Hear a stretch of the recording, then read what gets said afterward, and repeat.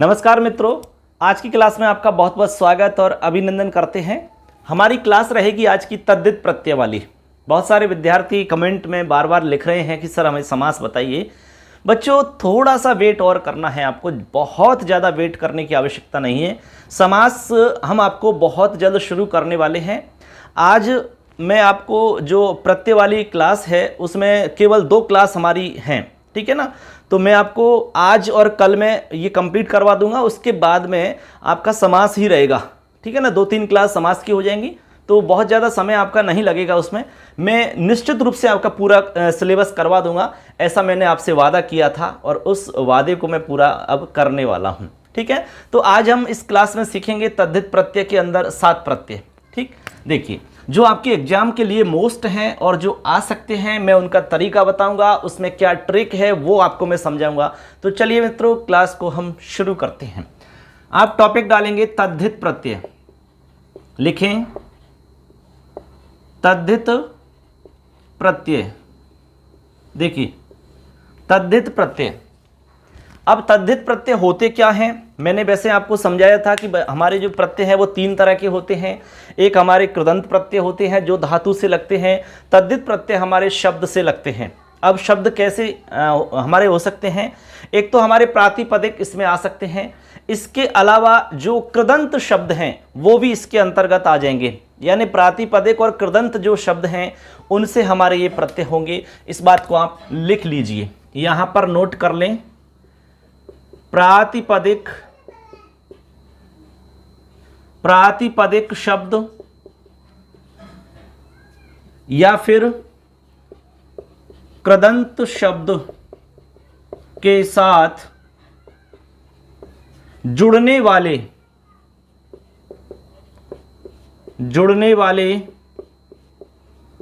प्रत्यय तद्धित प्रत्यय कहलाते हैं। ठीक है, ये आप नोट कर लेंगे इस बात को।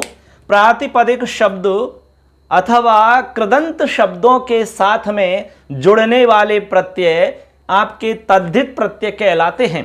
हमने प्रातिपदिक शब्द आपको सिखा दिए हैं, कारक में सिखाया थी मैंने, जब प्रथमा विभक्ति हमने पढ़ाई थी तो उसमें मैंने पूरी डिटेल से समझाया था कि भाई प्रातिपदिक क्या होता है। ठीक है, इसके बाद में कृदंत शब्द हम सीख ही चुके हैं। मैंने आपको कृदंत प्रत्यय बताए थे, उन प्रत्ययों से जो भी शब्द बनेंगे वो सारे के सारे शब्द आपके कृदंत शब्द कहलाते हैं। ठीक है, अब हम प्रातिपदिक शब्द और कृदंत शब्द में लगाएंगे, उनको कहेंगे तद्धित प्रत्यय। ठीक है बच्चों, ऐसे आप नोट कर लें।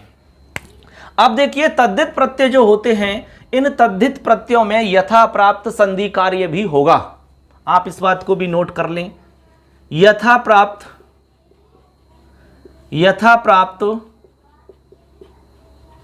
संधि कार्य भी होगा। जहां पर संधि आदि कार्य प्राप्त होगा वहां हमें संधि आदि कार्य करना होगा। आपको संधि का नियम पता होना चाहिए कि कौन सी संधि वहां लगेगी। ये हम जब प्रत्यय लगाएंगे तब हमें आवश्यकता पड़ेगी तो हम जरूर संधि आदि कार्य भी करेंगे। ठीक है, इसके बाद में याद रखना इसमें आदि वृद्धि होती है बच्चों, आदि वृद्धि कार्य, आदि वृद्धि कार्य भी होता है, आदि वृद्धि कार्य भी इसमें होता है। अब आदि वृद्धि क्या होती है भाई, आपने वृद्धि तो पढ़ी है, वृद्धि संधि आपने सीखी है, लेकिन आदि वृद्धि क्या होती है। आदि वृद्धि होती है जो मान लो हमारा शब्द है, उस शब्द के अंदर जो हमारा पहला स्वर होगा, पहला स्वर, आदि जो स्वर, आदि का मतलब होता है प्रथम स्वर, स्टार्टिंग वाला पहला जो स्वर होगा उसको हम वृद्धि कर देंगे। उसको क्या कर देंगे, वृद्धि कर देंगे। अब जैसे वृद्धि में क्या करेंगे भाई, ए है तो ए की वृद्धि हम आ करेंगे।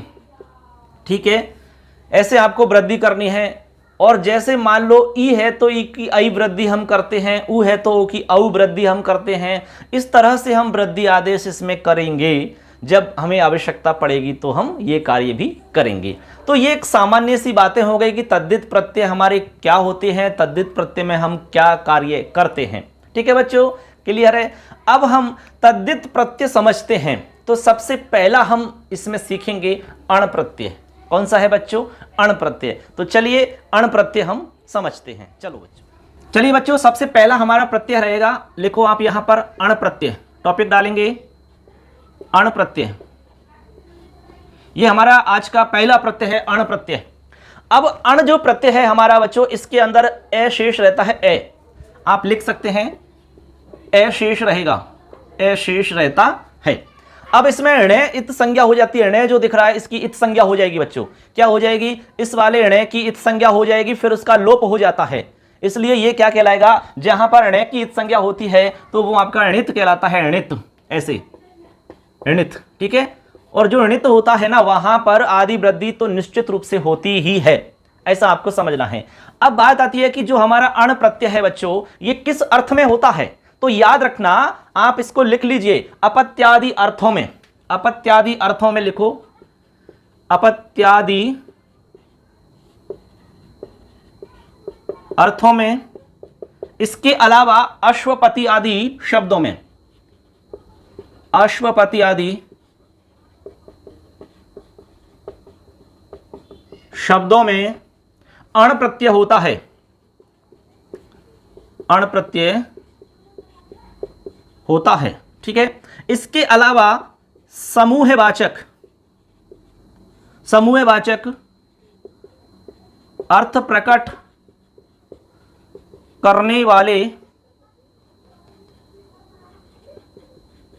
शब्दों में भी अण प्रत्यय हो जाएगा। ये दो बात आपको इसमें ध्यान रखनी है बच्चों। अपत्यादि अर्थों में इसके अलावा अश्वपति आदि जो शब्द हैं उनमें आपको अण प्रत्यय करना है। इसके अलावा समूहवाचक यदि कोई शब्द है, समूह का अर्थ प्रकट कर रहा है, तो उसमें भी हम अण प्रत्यय करेंगे, ठीक है ना। इतना ध्यान आपको रखना है। अब इसमें शब्द कैसे बनते हैं वो आपको ध्यान में रखने हैं। देखिए हम इसमें उदाहरण लिख रहे हैं। सबसे पहला उदाहरण, अश्वपति धन अण प्रत्यय हमें इसमें करना है बच्चों, अण प्रत्यय।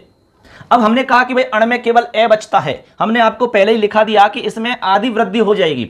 अब इसमें जो अश्वपति शब्द है इसमें आपका आदि वृद्धि यानी आदि में क्या है? ए है। क्या है आदि में? ए, ठीक है। एक तो हम इसकी वृद्धि करेंगे, सारे शब्दों में आप इस बात को फॉलो करना। यहां पर जो पहला है ए, इसको वृद्धि करेंगे। इसके अलावा यहां पर क्या करेंगे? जो पति है हमारा, इस ई को हटा करके ए जोड़ेंगे, फिर इसमें हम अम करते हैं। तो सीधा सा आपको यह समझ लेना है कि पतम करना है आपको, पतम। यहां पर पति की जगह जैसे अण जोड़ेंगे तो यहां हमारा पतम हो जाएगा। ये ट्रिक ध्यान रख लो, आप पूरी प्रोसेस सीखोगे तो फिर इतना समय नहीं है, पूरी प्रोसेस आप सीखें।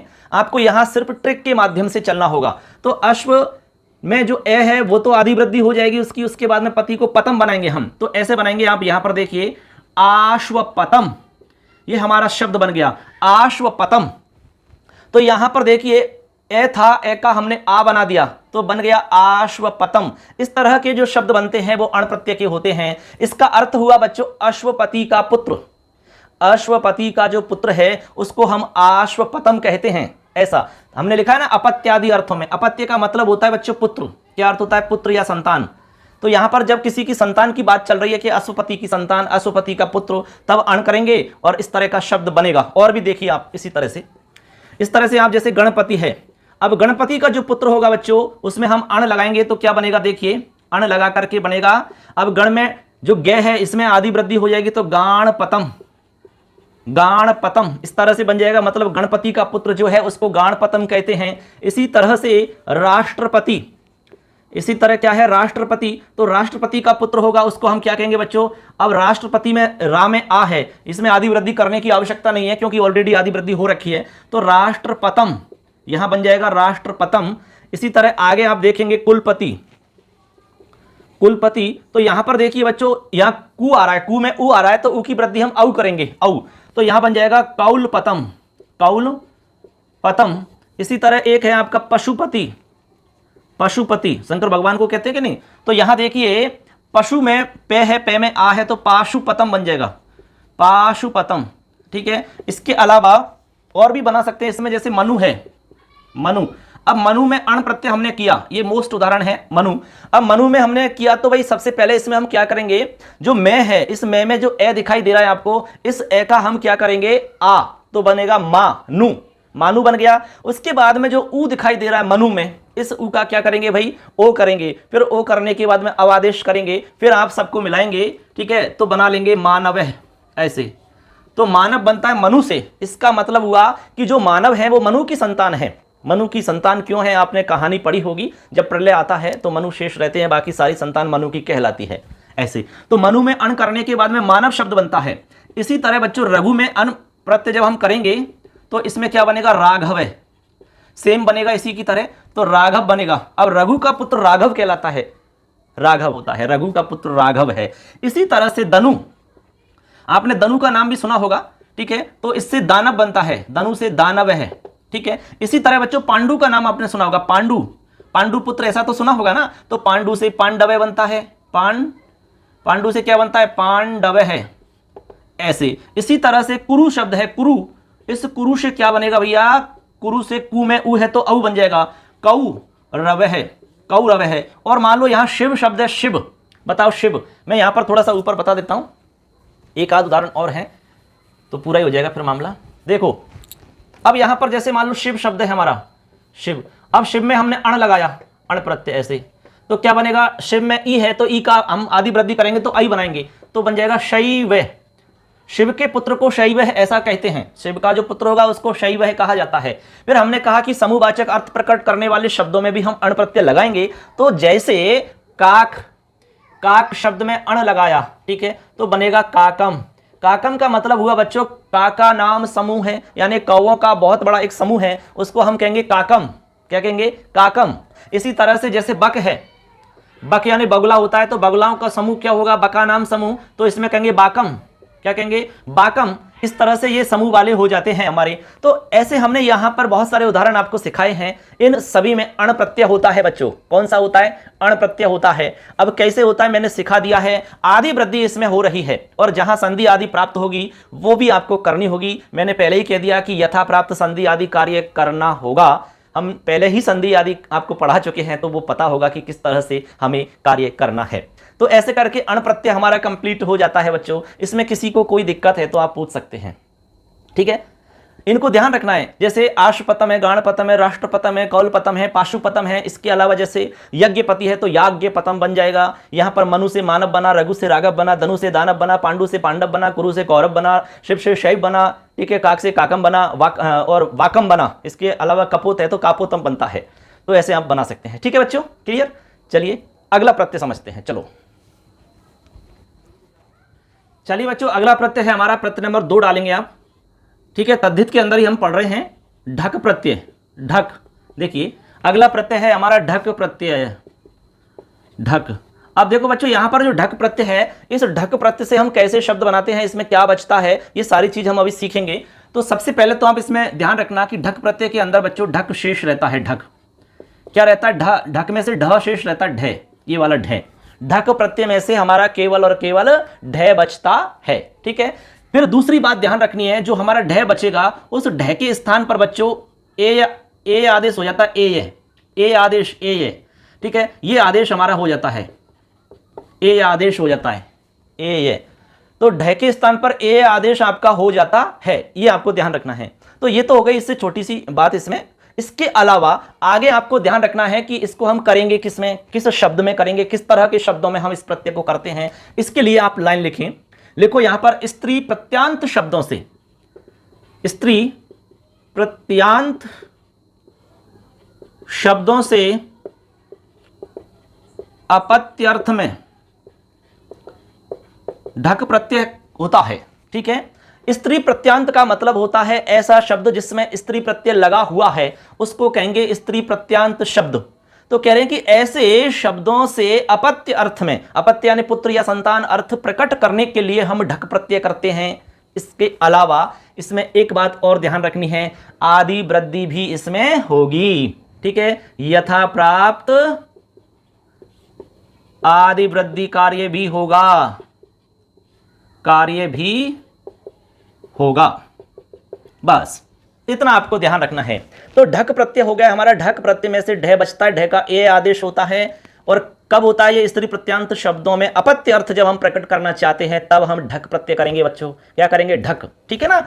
अब आगे लिखा है कि यथा प्राप्त आदि वृद्धि कार्य भी होगा। आदि वृद्धि कहां होता है, कैसे होता है, मैंने आपको बताया था इससे पहले वाले में। अब इसके उदाहरण सीखिए आप, उससे समझ में आ जाएगा सारा कुछ। सबसे पहला उदाहरण हम लिख रहे हैं, जैसे गंगा है, ठीक है, गंगा शब्द है, गंगा। अब गंगा में हम ढक लगाएंगे क्योंकि जो गंगा शब्द है हमारा वो स्त्री प्रत्यांत है, इसमें गंगा में स्त्री प्रत्यय लगा हुआ है, टाप। ठीक है, जैसे अजा है, बालिका है, बत्सा है, होड़ा है, मंदा है, बिलाता है, ठीक है, इस तरह के जो शब्द हैं वो स्त्री प्रत्यय वाले शब्द होते हैं, माला है। तो यहां पर गंगा में भी स्त्री प्रत्यय लगा हुआ है, तो लिखा है कि स्त्री प्रत्ययों से हम अपत्य अर्थ प्रकट करना चाहते हैं, मतलब गंगा का जो पुत्र है वो क्या कहलाएगा, इसके लिए हम ढक प्रत्यय करेंगे, तब जो नया शब्द बनेगा उसका अर्थ निकलेगा गंगा का पुत्र। ठीक है, तो कैसे बनाएंगे देखिए, यहां पर देखिए बच्चों, मैं एक को समझा देता हूं। तो सबसे पहले तो आप क्या करेंगे, ढक जो है उसमें से ढ बचाएंगे, तो बन जाएगा हमारा गंगा प्लस ढ। ठीक है, इसके बाद में ढ का क्या हो जाएगा, ढ का हो जाएगा ए आदेश, ऐसे। ठीक है ना। इसके बाद में हम क्या करेंगे, इसमें जो आदि वृद्धि है यानी गंगा में ए जो दिख रहा है उसको आ करेंगे तो गांगे। ठीक है, अब यहां पर क्या करेंगे, आ हट जाएगा और ए जुड़ जाएगा इसमें, फिर आप विभक्ति आदि कार्य करके बना लेंगे गांगेय, ऐसे गांगेय है। इसका मतलब हुआ गंगा का पुत्र, गंगा का अपत्य जो है उसको हम गांगेय कहते हैं। क्या कहते हैं, गांगेय। इसी तरह से आप और उदाहरण बना सकोगे, जैसे नंबर 2 पे लिखेंगे आप, कोई विनता है, विनता, तो विनता का जो पुत्र होगा, क्योंकि ये भी स्त्री प्रत्यांत है, तो हम क्या करेंगे, जो वी है इसमें आई करेंगे तो वैन तेय बना लेंगे, वैन तेय है। ठीक है, जैसे हमने गंगा में गा को गेय बनाया था, इसी तरह से यहां पर ता को तेय बना लेंगे, ऐसे ट्रिक ध्यान रखना। इस तरह यदि लिखा हुआ है गांगेय, ठीक है, ए ऐसी ध्वनि आएगी तो समझ लेना स्त्री, ये आपका तद्धित वाला ढक है। क्या है, ढक। इसी तरह आप आगे भी बना लेंगे, जैसे कुंती है, कुंती, तो कुंती से क्या बनेगा बताइए, कुंती से बनेगा कौन्तेय है। कुंती का जो पुत्र है बच्चों उसको कौन्तेय कहते हैं, कौन्तेय अर्थात कुंती पुत्र, ऐसा अर्थ निकलेगा। इसी तरह से यहां पर हम लिखेंगे अंजनी, अंजनी, तो यहां बन जाएगा आंजनेय, आंजनेय। आंजनेय का मतलब अंजनी के पुत्र को आंजनेय कहते हैं, तो हनुमान जी का पर्यायवाची आपने सुना होगा आंजनेय। ठीक है, अंजनी पुत्र। इसी तरह से एक शब्द है युवती, युवती, तो युवती में जो हम ढक लगाएंगे तो क्या बनेगा बताइए, यू में ऊ है तो इसको यौवतेय। अब यौवतेय का अर्थ हो गया युवती का जो पुत्र होगा उसको यौवतेय कहते हैं। क्या कहते हैं, यौवतेय। इसी तरह से हम आगे लिख रहे हैं द्रौपदी, द्रौपदी। अब द्रौपदी में लगाएंगे तो क्या बनेगा, इसमें देखिए आदि वृद्धि की आवश्यकता नहीं है, द्रौपदेयम, द्रौपदेय है, ऐसे बनेगा द्रौपदेय है। इसका मतलब हो गया द्रौपदी का जो पुत्र है उसको द्रौपदेय है, ऐसा हम कहेंगे। एक और लिख लें आप शर्मा, जैसे शर्मा पणी नाम सुने होंगे आपने ये, तो इसमें बनाएंगे तो क्या बनेगा, सार मेय। ठीक है, जैसे माँ है तो मेय बनेगा, क्योंकि यहाँ गा था तो गेय बना, यहाँ पर ता था तो तेय बना, या माँ है तो मेय बनेगा ना, तो सारमेय का मतलब होगा शर्मा का जो पुत्र है, सर माँ का पुत्र सारमेय कहलाता है। इस तरह से हम लगाते हैं ढक प्रत्यय बच्चों, क्या लगाते हैं, ढक। अब इसमें सब में ए की ऐसी ध्वनि आ रही है, इससे आप अंदाजा लगा सकते हो, यही हमारी ट्रिक है पकड़ने की, इसी से हम पकड़ पाएंगे शब्द को कि इसमें ढक प्रत्यय है, और ढक प्रत्यय तद्धित वाला ढक प्रत्यय इसमें हो रहा है। ठीक है, इसके अलावा आदि वृद्धि आप देख लेंगे, आदि वृद्धि हो रही है सब जगह, जैसे गांगे ए है और आदि वृद्धि हो रही है, ए है आदि वृद्धि हो रही है, ए है आदि वृद्धि हो रही है, ए है आदि वृद्धि हो रही है, तो निश्चित रूप से यहां पर ढक प्रत्यय होगा, इसमें और कोई डाउट नहीं है। ठीक है बच्चों, इस तरह से हमारा दूसरे नंबर का ढक प्रत्यय भी कंप्लीट हो जाता है। बहुत ज्यादा इसमें मतलब मैटर नहीं है, केवल छोटा छोटा आपको मैटर इसमें मिलेगा, कहने का मतलब शॉर्ट मैटर आपको इसमें समझना होगा। ठीक है, अब हम चलते हैं आगे, अगले प्रत्यय को समझते हैं। चलिए, अब चलिए बच्चों आगे देखते हैं। अब चलिए बच्चों अगला प्रत्यय हमारा देखते हैं। मैं अब आपको दो प्रत्ययों को एक साथ बताऊंगा, क्योंकि दोनों प्रत्यय एक दूसरे से जुड़े हुए हैं, इसलिए दोनों को हमें एक साथ ही समझना होगा। लिखें आप प्रत्यय, एक तो हमारा है तरप प्रत्यय, तरप। इनके उदाहरण निश्चित रूप से आते हैं, हर एग्जाम में पूछे जाते हैं। एक तो है तरप और एक तरफ लिख लेंगे आप तमप, तमप। दोनों को एक साथ लिख के चलूंगा मैं, एक साथ दोनों को बताऊंगा, क्योंकि इनमें आपस में काफी समानता है। ठीक है बच्चों, इस तरह से हम दोनों को एक साथ समझेंगे। देखिए, तरप प्रत्यय और तमप प्रत्यय। सबसे पहली बात तो इसमें यह सीखनी है कि तरप और तमप जो हैं, इन दोनों प्रत्ययों को घ कहते हैं, घ घ। एक सूत्र चलता है तरप तमपौ घ। मैं यहां लिख रहा हूं बच्चों, तरप तरप ठीक है, तरप हो गया, फिर तमपौ, तमपौ, तरप तमपौ घे है। ये एक हमारा सूत्र है, इसमें लिखा है कि तरप और जो तमप प्रत्यय हैं उन दोनों की घे संज्ञा होती है, अर्थात इन दोनों को हम घे कहते हैं, घे। मान लो आ जाता है कि भाई घे प्रत्यय कौन से हैं या घे संज्ञा प्रत्यय कौन से हैं, घे संज्ञा किन प्रत्ययों की होती है, तो जवाब देना तरप और तमप की घे संज्ञा होती है, ऐसे, ठीक है ना। एक बात तो ये ध्यान आपको रखनी होगी बच्चों, यहां पर आपने सीख लिया कि भाई तरप और तमप की घे संज्ञा होती है, मतलब इनको हम घे और कहते हैं, ऐसे आप मान सकते हैं, इनका नाम है घे। इसके अलावा ध्यान रखना, तरप के अंदर तो तर बचता है, तर, इसमें तर शेष रहता है, तर, इसमें आपका तम शेष रहता है, तम, ठीक है ना, इसमें तर रहेगा, इसमें तम शेष रहेगा। अब दूसरी बात आपको ध्यान रखनी है, जो तरप प्रत्यय है ये दो पदार्थों की तुलना करने में होता है, दो पदार्थों की तुलना में इसका प्रयोग करते हैं। जब दो चीजों में तुलना करनी हो कि दो में से ये श्रेष्ठ है, तब हम तरप प्रत्यय का प्रयोग करेंगे बच्चों। जैसे मान लो दो बालक हैं, हमने कहा कि इन दोनों के अंदर ये वाला बालक बहुत अच्छा है, बहुत चतुर है, श्रेष्ठ है, पटु है। जब इस तरह का हम प्रयोग करेंगे, इस तरह का हम जब प्रयोग करते हैं, तो वहां पर हम तरप प्रत्यय करेंगे, दो में से एक को छांटने के लिए, ठीक है, दो में से एक को अच्छा बताने के लिए। इसके अलावा तमप है, अनेक में से एक को श्रेष्ठ बताने के लिए, अनेक में से एक श्रेष्ठ जब हम बताएं, तब हम तमप प्रत्यय करेंगे। जब जैसे बहुत सारे लोग हैं, हमने कहा कि इन सभी लोगों में ये वाला बालक अच्छा है, उत्तम है, श्रेष्ठ है, तब हम तमप प्रत्यय का प्रयोग करेंगे बच्चों, तमप का। और दो में से सेलेक्ट करना हो तो तरप का करेंगे, बहुत कठिन नहीं है, दो में से करना हो तो तरप लगाएंगे, और बहुत सारों में से जब हमें सेलेक्ट करना हो, ठीक है ना, तो हम तमप लगाएंगे, बस इतना सा अंतर है। तमप में तम शेष रहेगा, इसमें आपका तर शेष रहेगा। दोनों से बनने वाले जो शब्द होंगे वो तीनों लिंगों में चलेंगे, इस बात को भी ध्यान रख लेना, तीनों लिंगों में रूप चलेंगे। इसको भी लिख लो आप यहां पर, तीनों लिंगों में रूप चलेंगे, यहां लिख लो, तीनों लिंगों में रूप चलते हैं, ठीक है। यहां भी सेम स्थिति है, तीनों लिंगों में रूप चलते हैं, तीनों लिंगों में रूप चलते हैं, आप लिख लेंगे, ठीक है ना। तो यहां छोटी छोटी बातें हैं, तर शेष रहेगा, वहां तम शेष रहेगा, दो पदार्थ में से एक की तुलना होगी या दो में से एक सेलेक्ट करना होगा तो तरप करेंगे, बहुत सारों में से एक को हमें श्रेष्ठ बताना है, अच्छा बताना है तो तमप करेंगे, ठीक है ना। अब इसमें आगे ध्यान रखना, जैसे हम तीनों लिंगों में रूप चलाएंगे तो किस तरह से रूप बनेंगे वो ध्यान रखो आप, कैसे बनेंगे। तरप के अंदर क्या लगाएंगे हम, सुनो, पुल्लिंग के अंदर तो हम लगाएंगे तरह है, स्त्रीलिंग में लगाएंगे तरा, और नपुंसक लिंग में लगाएंगे तरम, ये ध्यान रख लेना। ये सारे उदाहरणों में इसी तरह से हम बनाएंगे, तरह है, तरा, तरम, ठीक है। इधर तमप में देखेंगे तो इसमें हम बनाएंगे बच्चों तमे हैं पुल्लिंग के अंदर, इसके बाद में स्त्रीलिंग में तमा, और नपुंसक में तमम। बहुत आसान है, कोई भी इसमें प्रॉब्लम नहीं है, ये आपको लगाने हैं, बस ये डायरेक्ट आपको शब्द में लगाने हैं, इसलिए आपको वैसे ही दिक्कत नहीं आने वाली। अब उदाहरण लिखते चलिए और फटाफट बनाते चलिए। आप देखिए यहां पर मैं उदाहरण लिख रहा हूं, सबसे पहला उदाहरण है हमारा पटु, पटु। अब पटु में हमने तरप जोड़ा, ठीक है, तो जब तरप जोड़ेंगे तो इसमें बनेगा बच्चों पटु तरह है पुल्लिंग में, और स्त्रीलिंग में बनेगा पटु तरा, और नपुंसक में बनेगा पटु तरम। ऐसे करके तीनों लिंगों में इसका रूप बनता है बच्चों, समझ गए बात को। ऐसे नंबर 2 पे आप लिखेंगे, नंबर 2 पे लिखें श्रेष्ठ, श्रेष्ठ। अब श्रेष्ठ में आप बनाएंगे तो बन जाएगा श्रेष्ठ तरह है, केवल तरह जोड़ना है, बाकी तो आप बना लेना।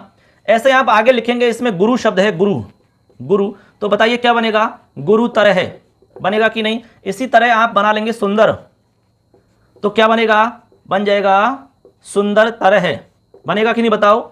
इसके अलावा है कृष, तो बन जाएगा यहां पर कृष तरह है, क्या बनेगा, कृष तरह है। इसी तरह बन जाएगा मृदु शब्द है, मृदु, तो यहां बनेगा मृदु तरह है। इसके अलावा है जैसे प्रिय, प्रिय शब्द है, तो यहां बन जाएगा आपका प्रिय तरह है, ठीक है।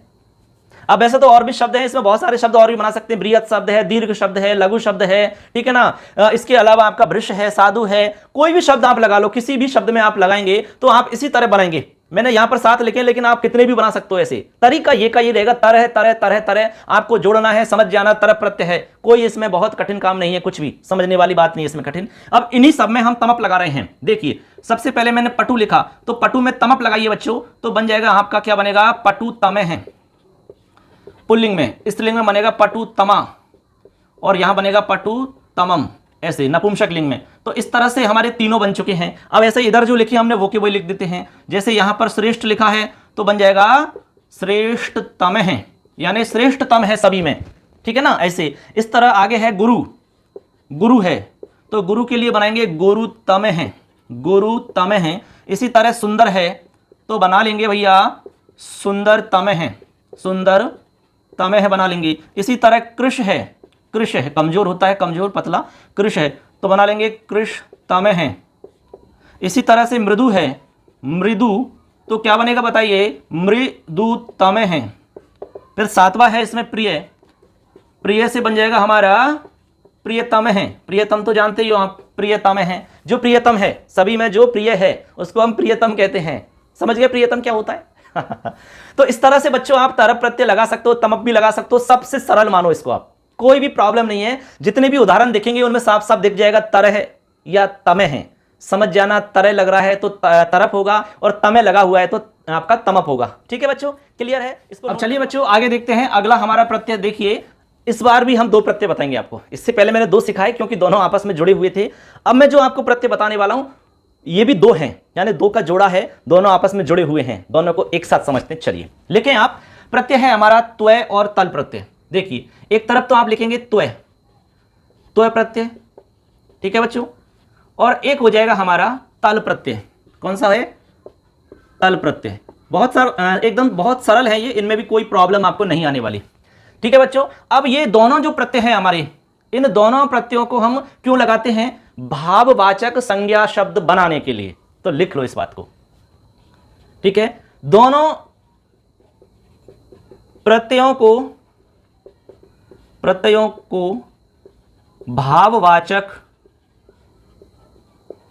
संज्ञा शब्द बनाने के लिए प्रयुक्त हम करते हैं। दोनों प्रत्ययों को भाववाचक संज्ञा शब्द बनाने के लिए प्रयोग में लेते हैं। भाव, जैसे मनुष्य का भाव मनुष्यता होती है, इस तरह मनुष्यत्व होता है, ठीक है ना। स्त्री का भाव स्त्रीत्व या स्त्रीत्वम, इस तरह जो भाव रहता है उस भाववाचक संज्ञा शब्द बनाते हैं हम, ठीक है। एक खास बात क्या है वो आप ध्यान रखें इसमें, त्व से जो भी हमारे शब्द बनेंगे बच्चों ध्यान रख लेना, त्व प्रत्यय से सदैव नपुंसक लिंग शब्द बनते हैं, ये ध्यान रखना, ठीक है। यानी त्व प्रत्यय से जो भी हमारे शब्द बनेंगे वो सदैव नपुंसक लिंग में बनेंगे, इस बात को आप समझ लेना। और दूसरी बात, तल प्रत्यय से जो शब्द बनेंगे वो कैसे बनेंगे? सदैव स्त्रीलिंग शब्द बनेंगे, स्त्रीलिंग शब्द। ये दो बात आपको एकदम क्लियर कट समझ में आनी चाहिए। आप लगाओगे त्व प्रत्यय तो बनेगा आपका नपुंसक लिंग शब्द, और लगाओगे तल प्रत्यय तो बनेगा आपका स्त्रीलिंग शब्द, ठीक है बच्चों। ऐसे आपको ध्यान रखना होगा। अब देखो बात आती है कि भाई इनमें बचता क्या है? त्व जो है इसमें क्या बचेगा बताइए? त्व के अंदर क्या बचेगा और फिर आपका तल में से क्या बचेगा बताओ? आप ऐसे समझो इसको, त्व का त्व ही बचेगा, इसमें कुछ हटेगा नहीं, और तल का आपका तय बचेगा, लेकिन तय आपका ता में बदल जाएगा, ऐसे आपको ध्यान रख लेना। तो यहां पर आप लिख लीजिए भले इस बात को, यहां पर मैं लिख देता हूं, त्व प्रत्यय लगाने पर शब्द में त्वम जोड़ना है। ये एक ट्रिक मान लो आप, जब हम त्व प्रत्यय लगाएंगे किसी शब्द में तो आपको क्या करना है? त्वम जोड़ देना है बस, और कुछ भी नहीं करना है आपको। शब्द के अंदर त्वम जोड़ दो, क्योंकि आपको पता है नपुंसकलिंग शब्द बनेगा, सीधी सी बात है। और जब आप तल प्रत्यय लगाओगे, जब आप तल प्रत्यय लगाओगे तब आपको क्या करना है? ता जोड़ देना है, ता जोड़ना है बस। आपको शब्द में ता जोड़ना है सीधा ही, जैसे मनुष्य है तो मनुष्यता, बस ता जोड़ना है। कितना आसान है, केवल ता जोड़ना है, केवल ता जोड़ना है और कुछ भी नहीं करना, एकदम सरल है ये, ठीक है बच्चों। तो ध्यान रखना, इन दोनों प्रत्ययों का हम प्रयोग कब करते हैं? भाववाचक संज्ञा शब्द बनाने के लिए करते हैं। तो प्रत्यय से बनने वाले शब्द सदैव नपुंसक लिंग में होते हैं, तल से बनने वाले शब्द स्त्रीलिंग में होते हैं, और त्व प्रत्यय जब हम लगाओगे शब्द में तो डायरेक्ट आपको उसमें लास्ट में त्वम जोड़ना है, और तल में आपको ता जोड़ना होता है। अब आप कितने भी उदाहरण बना लीजिए, कोई प्रॉब्लम नहीं है, तरीका ये का यही रहेगा। अब मैं ये चीज तो मिटा देता हूं, फिर उदाहरण समझाता हूं। चलिए बच्चों, ये हमने देखिए मिटा दिया, अब हम इसमें आपको उदाहरण समझाते हैं। दोनों के उदाहरण मैं आपको यहां पर एक साथ बता देता हूं, जिससे कि आपको दोनों समझ में आ जाएंगे एक साथ। देखिए सबसे पहला उदाहरण है हमारा बच्चों मनुष्य, मनुष्य शब्द है। मैंने आपसे कहा कि त्व के अंदर डायरेक्ट आपको त्वम जोड़ देना है बस। तो यहां पर हो जाएगा मनुष्यत्वम। इसका अर्थ हुआ जिसमें मनुष्य का भाव रहेगा, उसको हम मनुष्यत्व कहेंगे, मनुष्यत्वम। ठीक है, जब इसमें हम तल प्रत्यय लगाएंगे बच्चों, साथ साथ में चलते हैं, जब हम मनुष्य के अंदर क्या लगाएंगे, तल प्रत्यय, तो मैंने कहा कि तल प्रत्यय में से सीधा आपको क्या जोड़ना है, ता। तो यहां पर आप जोड़ देंगे ता, तो बन जाएगा मनुष्यता। कितना आसान है, ता लग रहा है तो समझ लेना तल प्रत्यय है, और यहां पर त्वम लग रहा है तो समझ लेना त्व प्रत्यय है। एकदम सरल है ये। इसके बाद में नंबर 2 पे लिखे मम शब्द है, मम है, तो यहां पर लिखेंगे आप ममत्वम, जिसमें ममत्व या ममता का भाव रहे। ठीक है, ममत्व का भाव रहेगा, और यहां पर आप मम में जोड़ेंगे ता, तो बन जाएगा ममता। क्या बन जाएगा, ममता। इसी तरह बच्चों शब्द है स्त्री, तो स्त्री में जोड़िए भाई स्त्रीत्वम, जिसमें स्त्री का भाव रहे। बहुत सारे लोग जो होते हैं, मनुष्य जो होते हैं, ठीक है, आदमी जो होता है उसमें भाव स्त्री के बहुत ज़्यादा रहते हैं, उसकी मतलब हाव भाव स्त्री की तरह होते हैं, कुछ उसमें गुण स्त्री की तरह होते हैं, तो उसको हम कहेंगे स्त्रीत्व। स्त्रीत्वम है, मतलब स्त्री के भाव हैं उसमें ऐसे। और कुछ स्त्रियां ऐसी हैं जिसमें स्त्री के भाव नहीं है, तो हम कहेंगे स्त्रीत्व भाव, स्त्रीत्व नहीं है इसमें, स्त्री के भाव नहीं है उसके अंदर, तो यहां पर स्त्रीत्वम बना लेंगे। और इधर हम क्या बनाएंगे भैया बताइए, यहां पर आप बनाएंगे स्त्रीता। स्त्रीता कितना आसान है। इसके बाद में एक शब्द आता है क्लीब। क्लीब यानी वैसे नपुंसक होता है, ठीक है, तो इसमें बनाएंगे क्लीवत्वम। क्लीवत्वम जिसमें नपुंसक का भाव रहे, और इधर बनाएंगे हम इसी से, बताओ क्या बनाएंगे, क्लीबता। क्लीबता, यहां पर आप क्लीबता बन जाएगा। इसी तरह से आप बनाएंगे दरिद्र शब्द है, कितने भी शब्द बना सकते हो। दरिद्र में बनाएंगे दरिद्रत्वम। क्या बनाएंगे, दरिद्रत्वम। और इधर बनाएंगे आप बताइए क्या बनेगा, दरिद्र में, इसमें बन जाएगा आपका दरिद्रता। कितना बढ़िया शब्द है दरिद्रता। इसी तरह बच्चों पात्र है, पात्र शब्द, पात्र में बनाएंगे पात्रत्वम। ठीक है, और पात्रत्व यानी पात्रता, पात्र का भाव जिसमें रहे। और इधर बनाएंगे हम पात्र से, बताइए पात्रता। क्या बनाएंगे, पात्रता। इसी तरह बनाएंगे आप जन। जन शब्द में लगाएंगे तो बनाएंगे जनत्वम। क्या बनाएंगे, जनत्वम। और इधर लिखेंगे तो बन जाएगा जन। जन में लगाएंगे तो बताओ क्या बनेगा, जनता। क्या बनेगा, जनता। एक है आपका देव शब्द है, देव, इसमें बनाओ देवत्वम, यानी जिसमें देव का भाव रहे उसको देवत्वम कहते हैं। इसी के अंदर जब आप तल प्रत्यय लगाओगे तो बच्चों बन जाएंगे देवता। अब आप समझ लो देवता शब्द कौन सा लिंग है, यह प्रश्न आ सकता है। देवता शब्द हमारा कौन सा लिंग है, लिंग वचन का टॉपिक चलता है, आपके पता होना चाहिए आपको। तो यहां पर देवता शब्द आपको दिखने में, सुनने में कौन सा लग रहा है, बताओ, पुल्लिंग लग रहा है ना, लेकिन ये पुल्लिंग नहीं है। मैंने आपसे कहा कि तल प्रत्यय लगने से जो शब्द बनेंगे वो सदैव स्त्रीलिंग में बनेंगे, तो देवता शब्द स्त्रीलिंग का है। मनुष्यता, ममता, स्त्रीता, क्लीबता, दरिद्रता, पात्रता, जनता, एकता, ये सब स्त्रीलिंग के शब्द हैं बच्चों। किस लिंग में है, ये स्त्रीलिंग के अंदर है। जैसे एक और लिख लो, एक शब्द है, एक में बनाएंगे एकत्वम, जिसमें एक का भाव रहे उसको एकत्वम कहते हैं। और इधर बनाएंगे एक में तो बन जाएगा एकता। क्या बनेगा, एकता। बनेगा कि नहीं बनेगा बताइए। इसी तरह से आप और भी बहुत सारे शब्द बना सकते हैं, बहुत सारे शब्द। जैसे एक शब्द है, यहां पर लिख रहा हूं मैं, महत शब्द है, महत। अब महत शब्द में आप लगाओगे त्वम तो बन जाएगा बच्चों, देखिए यहां पर लिख रहा हूं मैं, महत्वम, ऐसे महत्वम। यहां पर दो तय आ गए, ये महत और त्वम, महत्वम, महत्वम, ऐसा बन जाएगा। जब इसी में हम लगा देंगे तल प्रत्यय तो क्या बनेगा बताइए भैया, महत, महतता। बताओ क्या बनेगा, महतता बनेगा, महतता, ऐसे डबल ता आ जाएगा, महतता। क्या बनेगा, महतता, क्योंकि इसमें महत तो है ही तय, और एक आपका तल का लग जाएगा तो महतता, महतता, ऐसा हमारा शब्द बनता है। अब आ गया कि महतता इत्यत्र कह प्रत्यय, कौन सा प्रत्यय है, तो जवाब देना है तल प्रत्यय है। महत्व में कौन सा प्रत्यय है, तो बताना है त्व प्रत्यय है। इस तरह से बच्चों हमारे दोनों प्रत्यय हो जाते हैं, त्व और तल। कितने आसान है बताइए आप, इसमें कोई कठिन है क्या, कुछ नहीं है। आराम से बना सकते हो और तुरंत पहचान सकते हो। त्वम लग रहा है तो समझ जाना त्व प्रत्यय है, और आ की मात्रा आ रही है, ऐसे मनुष्यता, ममता, स्त्रीता, क्लीबता, इस तरह के शब्द दिखाई दे रहे हैं तो समझ जाना आपके कौन से हैं तल प्रत्यय के उदाहरण हैं, और सदैव स्त्रीलिंग के उदाहरण होंगे वो। ऐसे हमारे ये दोनों प्रत्यय कंप्लीट हो जाते हैं बच्चों। बताइए कैसे लगे आपको, हमारा ट्रिक जो बताया हमने वो आपको समझ में आया कि नहीं आया। ठीक है, इसमें कोई प्रॉब्लम है, कोई डाउट है तो आप पूछ सकते हैं। अब सिर्फ और सिर्फ एक प्रत्यय हमारा और बचा है, फिर हमारे तद्धित वाले कंप्लीट हो जाएंगे, तो चलो उसको भी सीख लेते हैं। चलिए बच्चों अब हमारा लास्ट है, इसमें एक प्रत्यय और हम सीखेंगे, बहुत ही मोस्ट प्रत्यय है। ठीक है, देखिए लिखें आप मतुप प्रत्यय। मतुप प्रत्यय, देखिए इसमें थोड़े से नियम आपको ध्यान ज्यादा रखने पड़ेंगे। मतुप प्रत्यय में मत शेष रहता है बच्चों, मत, लेकिन ये मत कभी कभी वत में बदल जाता है। मत आपका वत में बदल जाएगा, कब बदलेगा, इससे कैसे शब्द बनते हैं, किस तरह इसको हम शब्द में लगाते हैं, ठीक है ना, ये सारी चीज मैं बताऊंगा। किस लिंग में इसका शब्द बनेगा और किस अर्थ में इसका प्रयोग होता है। तो सबसे पहले हम बता रहे हैं मतुप के अंदर आपका मत बचेगा, लेकिन कभी कभी ये मत आपका वत में बदल जाएगा, ठीक है ना, ऐसे। इसके अलावा ध्यान रखना है, इसका जो प्रयोग होगा वह इसका है, वह इसमें है, या फिर वाला अर्थ में इसका प्रयोग करते हैं। वाला जैसे दूध वाला, गुण वाला, ठीक है ना, ज्ञान वाला, बुद्धि वाला, ठीक है, इस तरह के जो हमारे शब्द होंगे, इस तरह का जब अर्थ निकलेगा तो वहां पर हम मतुप प्रत्यय करेंगे बच्चों।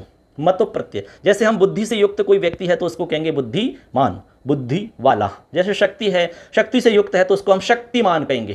क्या कहेंगे उसको? शक्तिमान कहेंगे। रूपवान है कोई, रूप से युक्त है, बहुत सुंदर है, उसको कहेंगे रूपवान, रूपवती भी कह सकते हैं आप। इस तरह से आप बोलेंगे तो समझ जाना मतुप प्रत्यय होगा बच्चों। कौन सा होगा? मतुप प्रत्यय। तो आप ये छोटी छोटी बातें लिख लीजिए इसमें।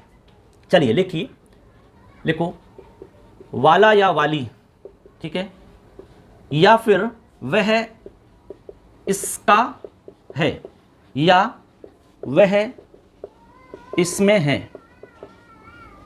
इन अर्थों में मतुप प्रत्यय का प्रयोग करते हैं। ये आप आगे लिख लेना पूरा सेंटेंस। जैसे वाला या वाली रहेगा, जैसे रूप वाला या रूप वाली, ठीक है, ज्ञान वाला या ज्ञान वाली, बुद्धि वाला या बुद्धि वाली, इस तरह के अर्थ हमारे इसमें हो सकते हैं। वह इसका है या वह इसमें है, ऐसे अर्थ भी इसमें हो सकते हैं। इन अर्थों में हम मतुप प्रत्यय का प्रयोग करते हैं बच्चों। किसका करते हैं? मतुप का। आगे लिखो जातिवाचक, पहले इसमें जो मेन बातें हैं वो हम सीख लेते हैं। जातिवाचक व भाववाचक संज्ञा शब्द बनाने के लिए मतुप प्रत्यय का प्रयोग किया जाता है। यह भी ध्यान रख लेना। जातिवाचक आप जानते होंगे, भाववाचक भी आप जानते होंगे, ठीक है ना। जाति रहेगी जातिवाचक में और भाववाचक में भाव रहेगा। तो जातिवाचक में भाववाचक संज्ञा शब्द बनाने के लिए भी हम किसका करेंगे? मतुप प्रत्यय का प्रयोग करेंगे। इसके जो रूप हैं, इसके रूप तीनों लिंगों में चलते हैं बच्चों, तीनों लिंगों में चलते हैं, ठीक है। ऐसे ये तीन बात तो आपको यहां पे ध्यान रखनी है। किस अर्थ में होता है याद रखना है, पहली लाइन में लिख दिया है। जातिवाचक व भाववाचक संज्ञा शब्द बनाने के लिए इसका हम प्रयोग करते हैं। इसके जो रूप बनेंगे वो तीनों लिंगों में बनेंगे, ठीक है ना। अब इसमें हमने कहा कि भाई मत होता है और कभी कभी आपका मत वत में बदल जाता है, ऐसे हमने आपको इसमें बताया था। अब इसमें जो शब्द बनाएंगे हम, उसमें आप डायरेक्ट क्या जोड़ोगे उसकी मैं ट्रिक बता रहा हूं आपको। ट्रिक लिखो, ट्रिक आप लिखेंगे किस तरह से हम इसमें जोड़ेंगे। हमने कहा कि तीनों लिंगों में रूप बनेगा, तो सबसे पहले जैसे हमने पुल्लिंग में बनाया, ठीक है, पुल्लिंग में क्या जोड़ोगे? स्त्रीलिंग में बनाया, नपुंसक लिंग में बनाया, तो नपुंसक लिंग में क्या जोड़ोगे? पुल्लिंग के अंदर तो जोड़ना है बच्चों आपको मान। क्या जोड़ना है? मान या वान। इसके अलावा स्त्रीलिंग में जोड़ना है माना, ना माना नहीं, मति, सॉरी, मति या फिर वती, और यहां पर जोड़ना है मत या वत। ये इसमें ट्रिक है बच्चों, ये ट्रिक आपको अच्छे से समझनी है। ये आपको शब्द में जोड़ने होंगे मान, जैसे शक्ति में जोड़ा तो शक्तिमान, शक्तिमती, शक्तिमत, इस तरह से, ठीक है। ऐसे हम इसमें जोड़ करके शब्द बनाएंगे। अब इसमें हमने कहा कि भाई इसमें मत शेष रहता है, लेकिन मत आपका कभी कभी वत में बदल जाता है, मतलब मान की जगह वान हो जाता है, ऐसे आप समझिए। इसमें ये ट्रिक है, यानी इसमें मत की जगह मान होगा। जब हम शब्द में जोड़ेंगे तो मत नहीं जोड़ेंगे, मत आपका जो हमारे नियम है व्याकरण के, उसके आधार पर मान बन जाएगा। अब कैसे बना, पूरी प्रोसेस आपको यहां समझने की जरूरत नहीं है, ठीक है ना। यहां पर आपको समझना है कि मतुप जो प्रत्यय है, उस मतुप प्रत्यय में से हम मान जोड़ते हैं, लेकिन कभी कभी वान जोड़ते हैं। लेकिन ये हम कैसे पता करेंगे कि वान जोड़ें कि मान जोड़ें, उसी को समझा रहा हूं मैं। तो यहां पर आप लिख सकते हैं मत कब वत में बदलता है, मत बराबर वत कब होता है। इसका नियम मैं यहां पर लिख रहा हूं, इसमें एक दो नियम है वो आप समझ लीजिए। पहला नियम लिखें इसमें, देखिए, किसी शब्द के अंत में, ध्यान रखना, इसको नोट कर लेना अच्छे से, किसी शब्द के अंत में, ठीक है, या फिर उपधा में, किसी शब्द के अंत में या उपधा में क्या मिले? ए या फिर आ या फिर में, तीन वर्ण लिखे मैंने, ए, आ या मैं। कहां मिले? अंत में भी मिल सकते हैं, उपधा में भी मिलते हैं। तो फिर हम क्या करेंगे? मान की जगह वान करेंगे। तो हम क्या करेंगे बच्चों? मान की जगह वान करेंगे, ऐसे ये हम करेंगे। या फिर आप यूं समझो कि मत की जगह हम वत करेंगे। ठीक है, एक ही बात है। मान की जगह हम क्या कर देंगे? वान कर देंगे। ये नियम है हमारा। इसके अलावा एक बात और लिखिए, नंबर 2 पे लिखें, किसी शब्द के अंत में, किसी शब्द के अंत में किसी भी वर्ण का 1, 2, 3 और 4 वर्ण हो तो, देखो किसी शब्द के अंत में 1, 2, 3, 4 वर्ण हो तो, यानी किसी भी वर्ग का हो सकता है। कौन सा? पहला, दूसरा, तीसरा, चौथा हो तो आप क्या करेंगे? मान की जगह वान कर देंगे। ये नियम हो गया हमारा। ये 2 बात आपको ध्यान रखनी है, बस ये चीज हमारी क्लियर हो जाएगी। अब आप इसमें कितने भी उदाहरण बनाएंगे तो आप आराम से समझ जाओगे, कोई भी प्रॉब्लम आपको नहीं आएगी बच्चों। ठीक है, अब इसमें आप इतना नोट कर लीजिए इसको, फिर इसमें आगे हम उदाहरण समझाएंगे आपको। ठीक है, लिखो सब, फटाफट लिख लो इसको। ये बातें आपको याद रखनी पड़ेंगी, क्योंकि तभी जाकर के आप सही कर पाओगे। अब देखिए बच्चों, उदाहरण लिखते हैं। इसमें मैं उदाहरण बता रहा हूं आपको, देखिए यहां से मैं उदाहरण आपको बता रहा हूं। सबसे पहला उदाहरण है हमारा रस। रस शब्द है, हमने कहा कि शब्द में ही लगेगा, ये जातिवाचक या भाववाचक बनाने के लिए हम इसको लगाते हैं। अब रस में बनाएंगे आप, तो बताओ क्या बनेगा? रस शब्द है हमारा। अब रस शब्द है, हमने कहा कि अकार लास्ट में हो, तो इसमें अकार लास्ट में है कि नहीं आप बताइए? ये रहा अकार लास्ट में, तो अकारांत शब्द हो गया। तो इसमें आपको बताओ क्या जोड़ना होगा? मान या वान? वान जुड़ेगा, तो इसमें जोड़ देंगे रसवान। स्त्रीलिंग में बनेगा रसवती और नपुंसक में बनेगा रसवत। ऐसे आप बना लेना। ठीक है, मैंने एक में समझा दिया, अब आगे मैं सिर्फ एक ही बताऊंगा। रस के बाद में आप लिखो बच्चों गुण। गुण शब्द है, अब गुण में बनाओ तो क्या बनेगा? गुणवान। गुणवान बन गया। इसी तरह से आप लिखो धन, तो धन में बनाएंगे तो क्या बनेगा बताओ बच्चों? धनवान। क्या बनेगा? धनवान। इसी तरह आप बनाओ रूप है, कोई रूप है तो रूपवान। क्या बनेगा बताओ? रूपवान। आगे आप रूप के आगे लिख सकते हैं गंध। गंध आप जानते हैं, तो इसमें बनाएंगे गंधवान। गंधवान। इसके बाद में जैसे मान लो ज्ञान शब्द है, ज्ञान, तो यहां पर क्या बनाओगे? ज्ञानवान। जो ज्ञान वाला है, ज्ञान से युक्त है, उसको क्या कहेंगे हम? ज्ञानवान। एक है इसमें सौभाग्य शब्द है, सौभाग्य, तो इसमें हम क्या बनाएंगे? सौभाग्यवान। सौभाग्यवान। अब इसका स्त्रीलिंग बनाएंगे मान लो हम, तो सौभाग्यवती बनेगा। अब सौभाग्यवती कैसे बना आप समझ गए होंगे। तो सौभाग्यवान, सौभाग्यवती, सौभाग्यवत, इस तरह से इसमें उदाहरण आपके बनते हैं। ठीक है, अब इन सभी में आप देख लीजिए लास्ट में ए आ रहा है सब में। ये अकार अंत वाले हो गए। हमने कहा कि लास्ट में ए मिले तब आप क्या करेंगे? वान करेंगे। इसी तरह से आगे देखो आप, मैं आगे लिख रहा हूं माला शब्द है, माला। ठीक है, माला, तो माला में बताओ लास्ट में आ रहा है, तो आ रहा है तो वान ही लगेगा, मालावान। क्या बनेगा? मालावान। इसी तरह बच्चों शाला है, शाला शब्द, शाला, तो इसमें बनेगा शालावान। क्या बनेगा? शालावान। इसी तरह से हमारा है, इसके अलावा जैसे विद्या है मान लो, या माया है, माया, तो बनेगा मायावान। ठीक है, अब देखो यहां पर हमने मालावान बनाया तो मालावती बन जाएगा, मालावत बन जाएगा। शालावान शालावती बन जाएगा। ठीक है, मायावान है तो मायावती बन जाएगा। इस तरह से आप इसमें उदाहरण बनाएंगे, कोई इसमें दिक्कत नहीं आएगी। यहां पर हमने जो उदाहरण लिखे हैं ये, इनमें लास्ट में आपको आ दिखाई दे रहा है, आ। ठीक है, इसके अलावा देखिए और भी उदाहरण है। जैसे हमने लिखा, इसमें हमने लिखा किम शब्द है, किम। अब यहां पर हमने आपसे कहा कि लास्ट में ए मिले, आ मिले या मैं मिले, तो यहां पर मैं मिल गया। तो अब क्या करेंगे? यहां पर वही क्या बनाएंगे भाई बताओ? वान लगाएंगे, तो यहां पर बन जाएगा किमवान ऐसे, और स्त्रीलिंग में किमवती और नपुंसक में किमवत। इस तरह से इसमें आपके बन जाएंगे। तो ये हमारा उदाहरण में अंत वाला हो जाता है, में अंत वाला। इसके अलावा हमने कहा कि भाई आपको उपधा में ए मिल सकता है, जैसे कि पयस शब्द है, पयस। ठीक है, पयस है, मनस है, ऐसे आप बना सकते हैं। तो यहां पर देखो लास्ट में आपको ए नहीं मिल रहा, आ भी नहीं मिल रहा, मैं भी नहीं मिल रहा, लेकिन आपको यहां पर देखो इस जगह उपधा के अंदर ए मिल रहा है, तो आप यहां पर क्या बनाएंगे? वान, तो बना लेंगे पयसवान, पयसवती। ऐसे ही आप बनाएंगे भास शब्द, भास, तो यहां पर आ रहा है उपधा में, तो यहां बनाएंगे भासवान। क्या बनाएंगे? भासवान। इसी तरह से यहां एक शब्द है लक्ष्मी, लक्ष्मी, तो यहां पर क्या बन जाएगा आपका? बताइए, लक्ष्मीवान। क्या बनेगा? लक्ष्मीवान बनेगा बच्चों।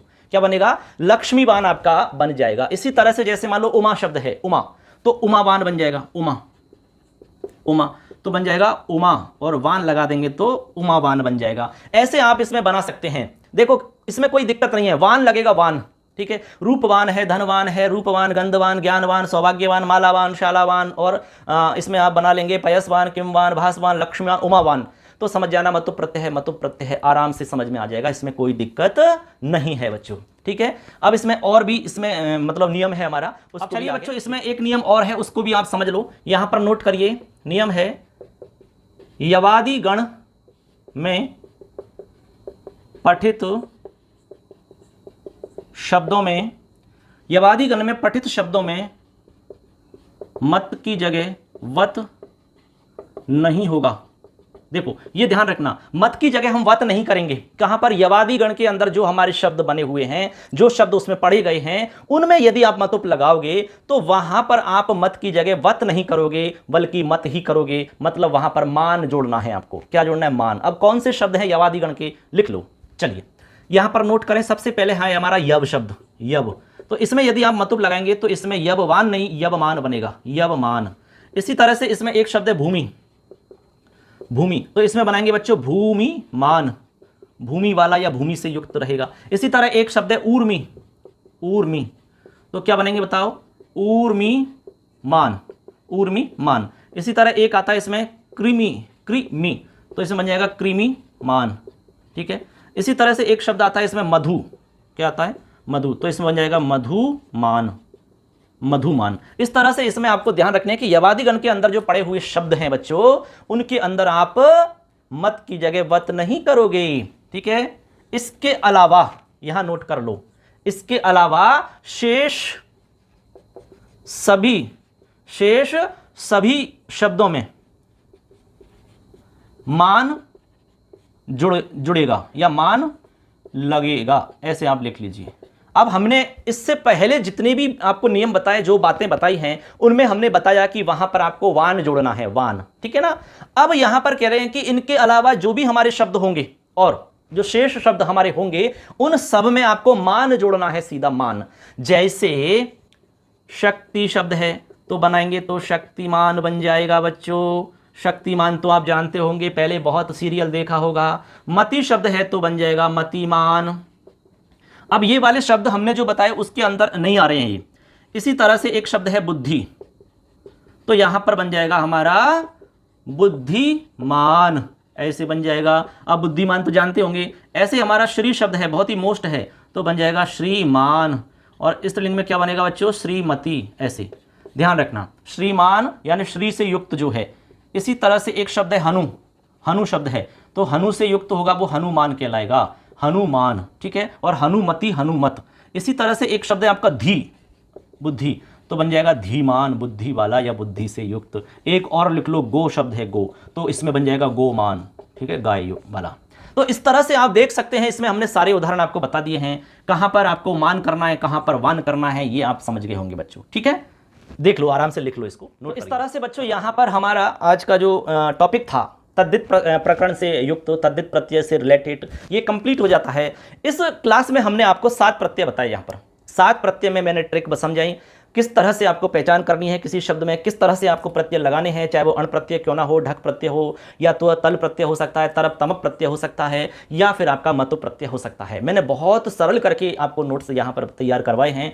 इनको आप नोट्स के रूप में बना सकते हैं, क्लास देख करके भी आप समझ सकते हैं, सुन सकते हैं। अब इनमें कोई दिक्कत है तो आप पूछ सकते हैं बच्चों। अब सिर्फ और सिर्फ प्रत्यय की हमारी एक क्लास रहेगी, जो कि सबसे छोटी क्लास रहेगी। उसमें सिर्फ और सिर्फ हम 3 प्रत्यय बताएंगे, और वो रहेंगे स्त्री प्रत्यय वाले हमारे प्रत्यय, ठीक है। तो वो अगली क्लास में हम सीखेंगे। उसके बाद में हमारा सिर्फ और सिर्फ एक टॉपिक रहेगा समास का। समास में 3-4 क्लास रहेंगी हमारी। उसके बाद में हमारा पूरा सिलेबस कंप्लीट हो जाएगा बच्चों, ठीक है। हम आपके लिए पूरी तरह से मेहनत कर रहे हैं, आप भी मेहनत करें दोस्तों, अच्छे से मेहनत करें, कोशिश करते रहें, प्रयास करते रहें, चाहे कैसी भी परिस्थिति है, आप लगातार कोशिश करते रहें। कहते हैं कि कोशिश करने वालों की कभी हार नहीं होती, लहरों से डरने वालों की नौका पार नहीं होती, ठीक है, नौका पार नहीं होती। इसलिए आपको डरना नहीं है, डर के आगे जीत है, तो आपको जीत के दिखाना है, मजबूती के साथ में तैयारी करनी है, मजबूत इरादे के साथ में आपको तैयारी करनी है दोस्तों। तो कैसी लगी क्लास जरूर बताना, और कोई भी सवाल है आपका, कोई भी डाउट है तो कमेंट में हमें जरूर बताना दोस्तों। अगली क्लास में फिर मिलेंगे, तब तक के लिए जय हिंद, जय तु भारतम, जय तु संस्कृत।